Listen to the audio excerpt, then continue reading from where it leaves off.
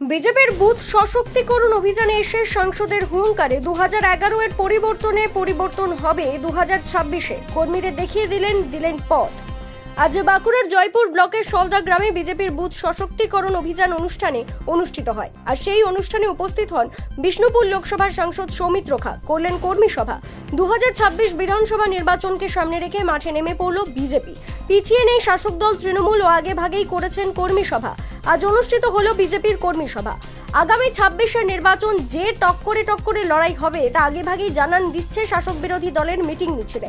2026 বিধানসভা ভোটে কোনো দলই 1 ইঞ্চি জমি ছাড়তে নারাজ। তো আজকের ছবি দেখে পরিষ্কার। আজ বাঁকুড়ার কতুলপুর বিধানসভার মণ্ডল 3 সভাপতি নবকুমার চক্রবর্তী বুথ সশক্তিকরণ অভিযানে উপস্থিত ছিলেন বিষ্ণুপুর লোকসভার সাংসদ সৌমিত্র খা, কতুলপুর বিধানসভার কনভেনর স্বপন নন্দী সহ বুথ সশক্তিকরণের কতুলপুর বিধানসভার কনভেনর ও কো-কনভেনর শিবদাস ঘোষ ও মানুচন্দ্র সহ কতুলপুর মণ্ডল 3 সাধারণ সম্পাদক জহর ঘোষ ও যুব সভাপতি প্রসেনজিৎ খা সহ একাধিক নেতৃত্ব। আজকের এই কর্মী সভা থেকে কি বার্তা দিলেন, কি বলছেন সাংসদ সৌমিত্র খা ও কতুলপুর মণ্ডল সভাপতি নবকুমার চক্রবর্তী, চলুন শোনাবো আপনাদের। আপনারা দেখছেন BCN বাংলা, জনগণের পক্ষে বাংলার সংবাদ। আরে 11 সালে তো একদম সঠিক, কেন 11 সালে তো পরিবর্তন হয়েছিল। আমি এখানে বিধায়ক ছিলাম। আমরা এই তৃণমূল কংগ্রেসের এই পরিবর্তন করব। তৃণমূল কংগ্রেস এইবার 26 সালে গোহারা হারবে, একদম ঠিক কথা বলেছে। ওরা দেশের প্রধানমন্ত্রীকেও গ্রহণ করতে পারে না, ওরা বাংলাদেশি রোহিঙ্গাদেরকে বেশি গ্রহণ করে। তাই আমার কাজগুলোর ওদের কষ্ট হয়। সাধারণ জনসাধারণের কাজের জিনিস সেটা গ্রহণ করতে পারছেন না, এটা অত্যন্ত লজ্জা। তারা বাংলাদেশি রোহিঙ্গাদেরকে বেশি গ্রহণ করছে। নিজে হচ্ছেন তো বাংলাদেশি রোহিঙ্গা, উনি তো এই বাংলার নন। ফিরহাদ হাকিম এই বাংলার মানুষ ছিলেন না। তার আদি বাড়ি যদি দেখা যায় তাহলে অন্য জায়গা থেকে এসছেন।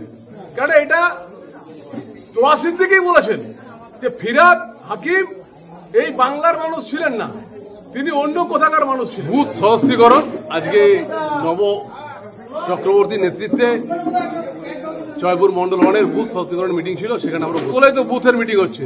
বুথে যদি লোক না থাকতো তাহলে বুথের মিটিং হবে কি করে?